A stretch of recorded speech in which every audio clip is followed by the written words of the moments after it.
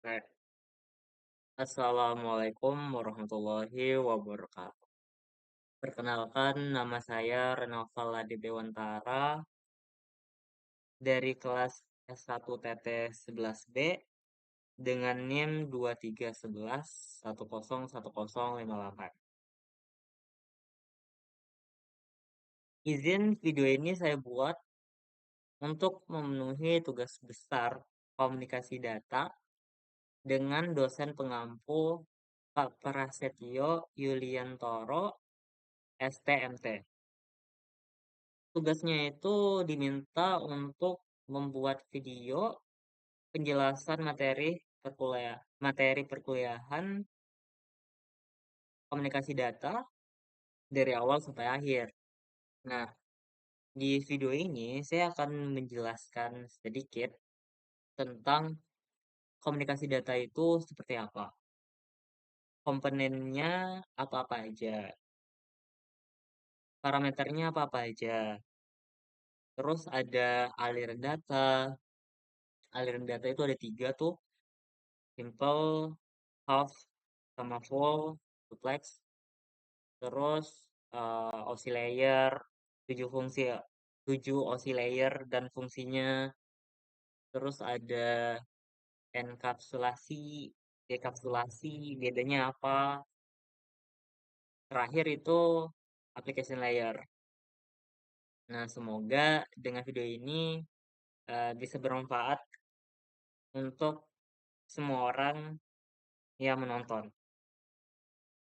Oke, ya, kita lanjutkan.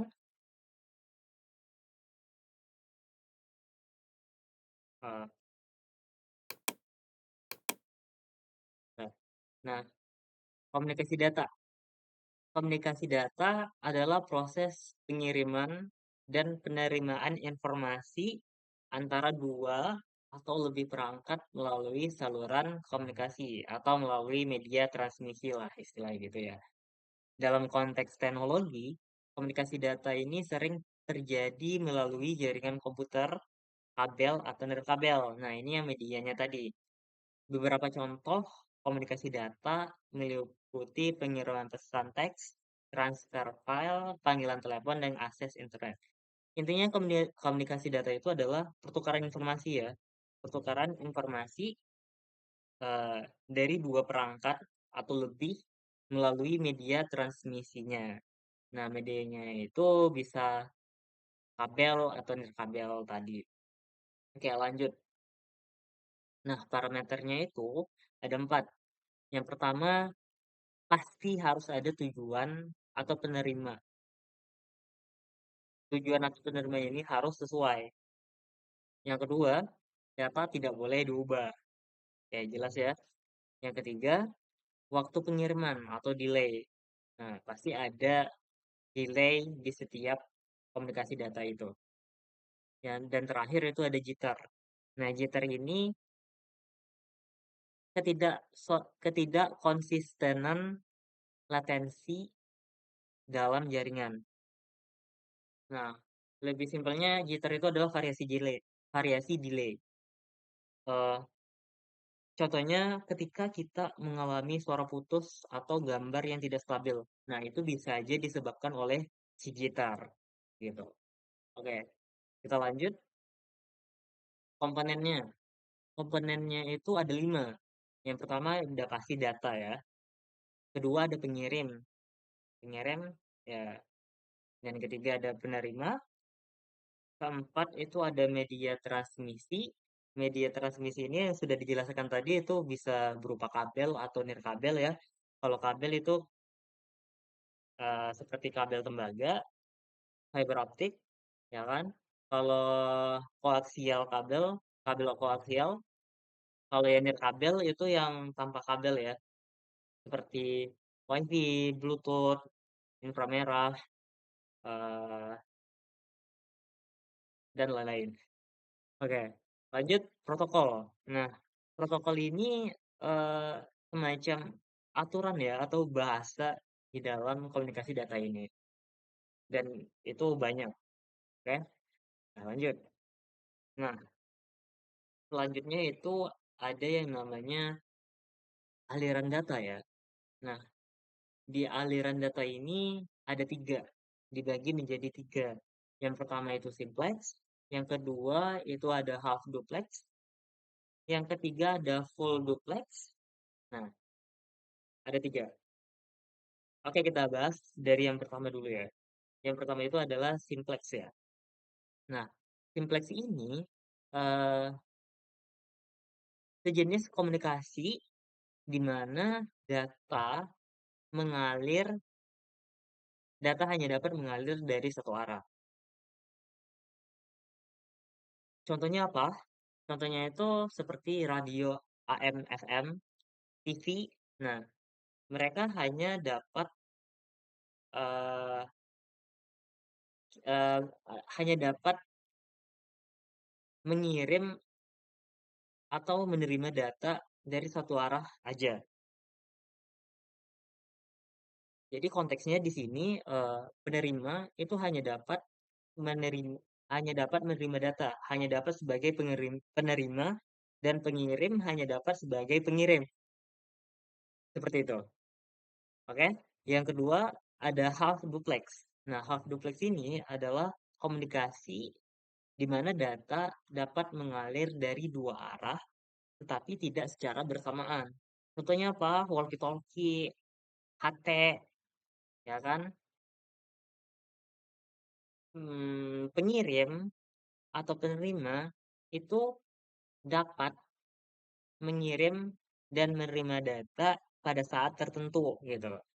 Jadi hanya mengirim atau menerima data gitu. Dan ketiga itu ada full duplex. Nah, full duplex ini aplikasi di mana data dapat mengalir dari dua arah secara bersamaan. Contohnya apa? Contohnya itu handphone, smartphone yang kita pakai sehari-hari. Nah, pengirim atau pengirima itu dapat eh, mengalirkan data atau menerima data secara bersamaan. Paham lah ya. Oke, kita lanjut.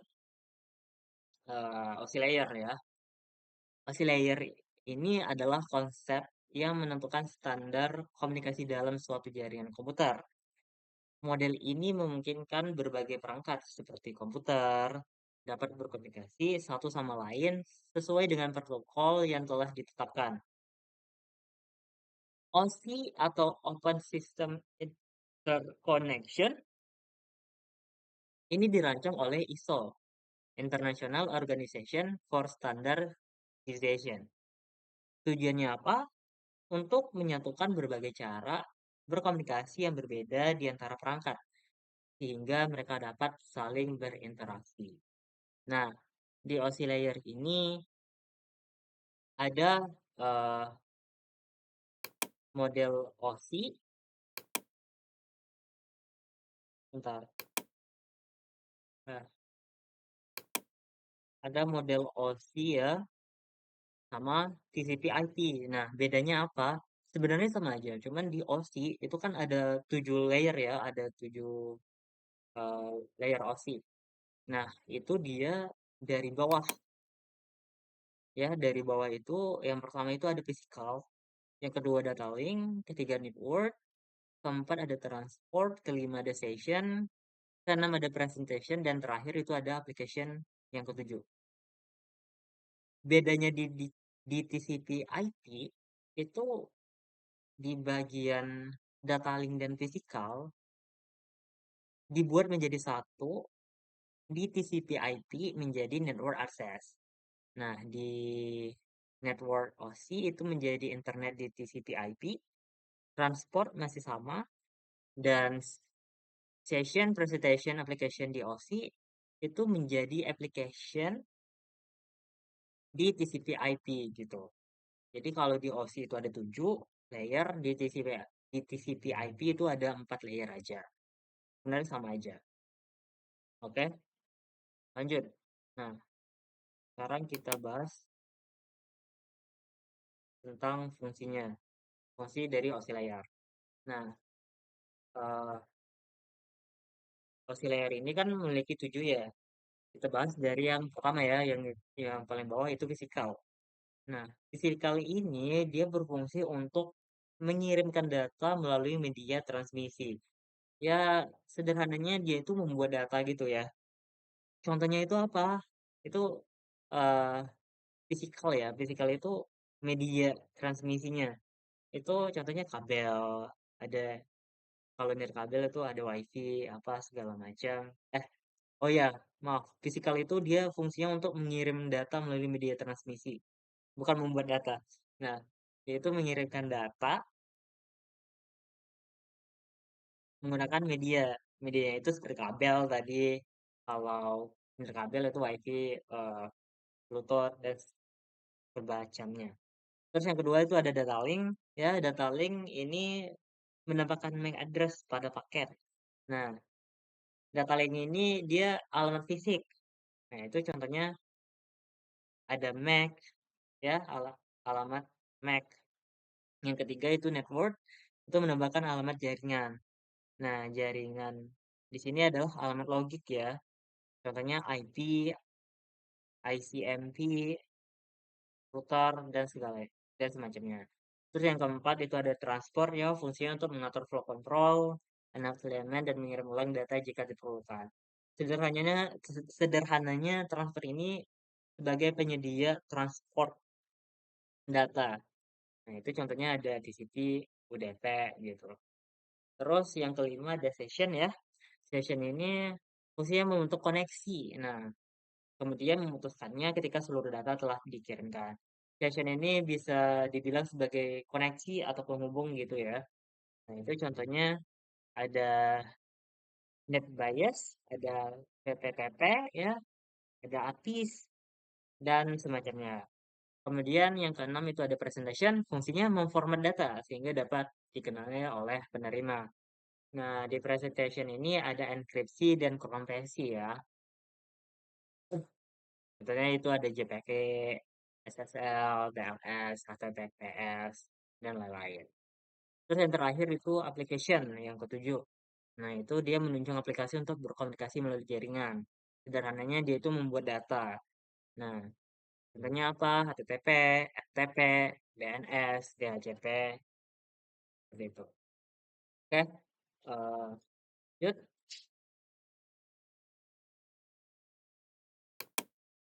Lanjut, enkapsulasi dan dekapsulasi ya. Nah, enkapsulasi itu adalah proses pemberian header data menjadi paket data, PDO. Nah, PDO di sini protokol data unit ya. Ini terjadi sebelum data dikirim ke lapisan berikutnya, yaitu saat paket data menuju host tujuan. Di sisi lain, dekapsulasi itu adalah proses sebaliknya. Data bergerak dari lapisan bawah ke lapisan atas.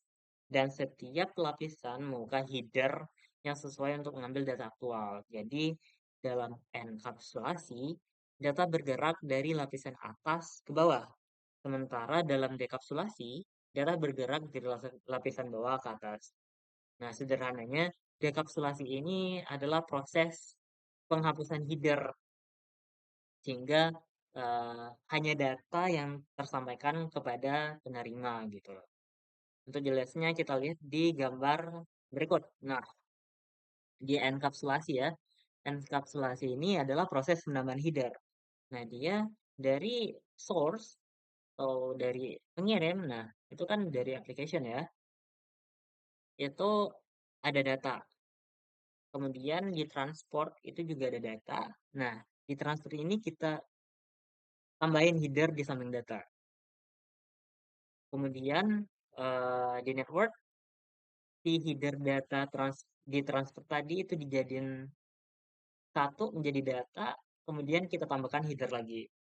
Di data link, header data network itu dijadiin satu lagi, ya. Kemudian ditambahin header dan trailer. Nah, kemudian di physical itu semua di data link dijadiin menjadi bilangan biner ya untuk dibaca sama komputer. Oke. Nah, bentar. Sebenarnya, oke, di sini kita bisa lihat juga eh, PDU ya. Nah, PDU itu tadi kan eh, protokol data unit. Nah, di application itu PDU-nya itu data. Nah, data ini di transport itu PDU-nya namanya segmen ya.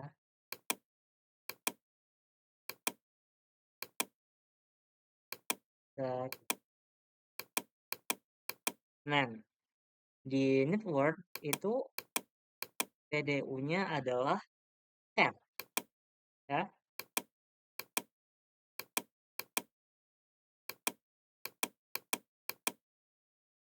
Di data link itu PDU-nya adalah eh, di data link itu PDU-nya adalah frame ya.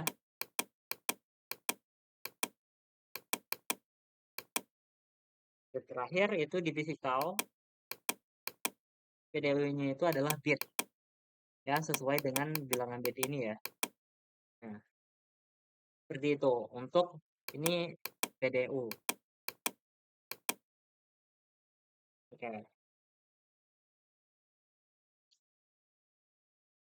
oke, seperti itu. Kita lanjut. Nah, kontrol eh tuh,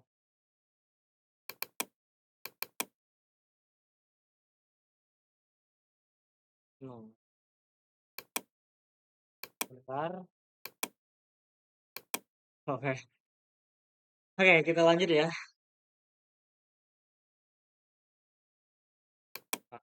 Oke, kita lanjut di dekapsulasi. Nah, di dekapsulasi ini proses kebalikan dari enkapsulasi, yaitu proses pembuangan header. Nah, di sini kan berarti dia dari bawah ke atas, dari physical ke application. Nah, di physical, oke kita gini aja ya jelasinnya. Nah, di physical ini kan tadi udah ada bilangan bit ya. Nah, eh, di sini ada MAC address sama trailer ya. Tadi ini headernya MAC address ya di sini di data link. Nah, itu contohnya ada MAC address-nya BB gitu. Nah, ini dihapus. Terus dia naik ke network. Nah, ini ada data ya. Ini headernya tadi IP address. Contohnya itu headernya itu 10,2 bla bla bla gitu kan. Nah, ini juga dihapus. Kemudian naik lagi ke transport. Itu ada data sama port number. Port number contohnya 80 per 80 gitu. Nah, ini juga dihapus headernya. Kemudian naik lagi ke application yang hanya tinggal data doang. Kemudian dikirim ke penerima. Begitu. Ya, proses dekapsulasi seperti itu. Oke, lanjut. Nah, terakhir itu ada application layer ya. Application layer ini ada 4. Yang pertama itu ada HTTP, ada FTP, ada DNS, ada DHCP. Nah, ini agak salah nih. Oke, lanjut aja. HTTP ya, HTTP atau Hypertext Transfer Protocol adalah protokol jaringan lapisan aplikasi yang digunakan untuk mentransfer informasi antara komputer. Nah, kemudian yang kedua itu ada FTP atau File Transfer Protocol adalah layanan internet yang dirancang untuk membuat sambungan ke server internet tertentu atau komputer. Terus ada DNS, Domain Name System. Adalah sistem yang menerjemahkan nama domain menjadi alamat IP agar bisa dipahami oleh komputer saat Anda mengakses sebuah website menggunakan nama domain. Nah, kalau HTTP, terus kemudian DHCP, DHCP ini atau Dynamic Host Configuration Protocol ya adalah protokol yang digunakan untuk distribusi IP address secara dinamis pada jaringan komputer. Oke, di sini kita ada yang hampir sama ya, yaitu HTTP sama DHCP. Nah, HTTP itu dia mentransfer informasi antara komputer. Jadi dia itu, eee apa ya, dia itu ada request, kalau untuk gambarnya kita bisa lihat di sini ya. Bentar, kita cari dulu, eee, HTTP.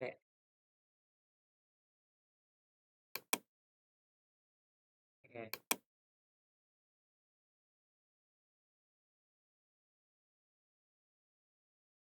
nih kita bisa lihat yang ini.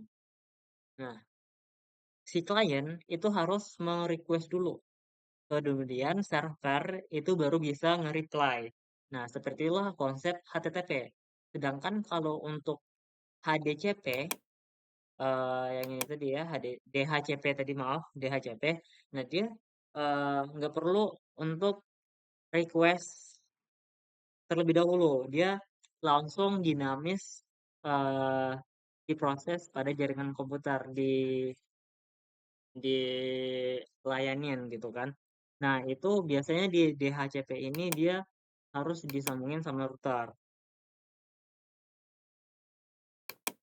Nih, nih, misalnya seperti ini. Ketika klien itu ini meminta layanan, disambung sama router langsung dilayani sama server seperti itu. Nah, itu merupakan suatu perbedaan dari HTTP dan DHCP. HTTP itu tau lah ya yang sering kita gunain gitu kan di Chrome segala macam. Nah, terus untuk DNS itu domain name system ya. DNS itu eh, merupakan nama domain yang menjadi alamat IP. Seperti contohnya itu eh, di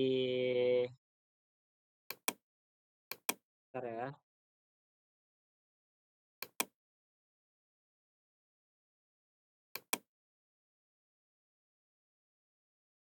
Seperti ini email ya yang ada itelkom eh, spasi pwt.ac.id. Nah, itu ada pembagian DNS-nya masing-masing seperti ada second level, top level, dan lain-lain semacamnya gitu. Oke, mungkin cukup dari saya. Semoga dengan penjelasan yang saya berikan dapat tersampaikan jelas, dapat tersampaikan dengan baik ya, mudah dipahami dengan semua yang menonton. Eh, di akhir video ini saya memiliki beberapa kalimat motivasi ya yang berkaitan dengan anak teknik. Nah, yang pertama, teknik adalah seni mengarahkan sumber daya yang besar di alam untuk penggunaan dan kenyamanan manusia. Kita tahu ya, kalau eh, di dunia yang sekarang ini, ilmu pengetahuan itu sangat-sangat merubah peradaban. Ilmu pengetahuan itu eh, bisa membuat manusia lebih maju, lebih praktis dalam kehidupannya sehari-hari. Gitu. Contohnya aja itu handphone ya. Kita sekarang pasti tidak lepas dari yang namanya smartphone. Di mana-mana kita pasti selalu menggunakannya. Ya, salah satu contoh kegunaannya itu telepon ya, menelepon gitu. Kita bisa menghubungi orang tanpa mengenal jarak, asalkan ada jaringan dan paket internetnya gitu. Nah, kalau dulu itu kita nggak bisa ya untuk berkomunikasi dalam jarak jauh, dan itu harus menggunakan surat menyurat dari pos ya, dikirim ke pos, terus nunggunya juga harus lama kayak 7 hari atau seminggu atau lebih gitu kan. Dan bahkan itu bisa aja orangnya udah nggak ada tapi suratnya belum sampai gitu kan. Nah, jadi ilmu pengetahuan itu sangat penting ya. Terus yang kedua, teknik adalah penerapan ilmu pengetahuan secara profesional dan sistematis untuk pemanfaatan sumber daya alam secara efisien untuk menghasilkan kekayaan. Nah, lagi-lagi eh, ilmu pengetahuan. Ilmu pengetahuan itu eh, efisien juga untuk menghasilkan kekayaan. Nah, intinya saya berpesan untuk jangan bosan-bosan untuk belajar. Cari motivasi untuk bisa suka belajar gitu. Kita harus bisa menciptakan suatu budaya cinta belajar. Karena apa? Karena dengan belajar kita akan mendapatkan ilmu. Nah, ilmu ini akan menjadi investasi untuk diri kita sendiri di masa depan. Percayalah, ilmu itu tidak ada yang tidak berguna. Dia bakal berguna untuk kita di situasi apapun itu. Ilmu apapun itu yang baik ya. Jadi janganlah bosan untuk belajar. Oke, saya kira cukup. Sekian dari saya. Terima kasih. Mohon maaf apabila ada kesalahan kata atau kekurangan lainnya. Saya akhiri. Wassalamualaikum warahmatullahi wabarakatuh.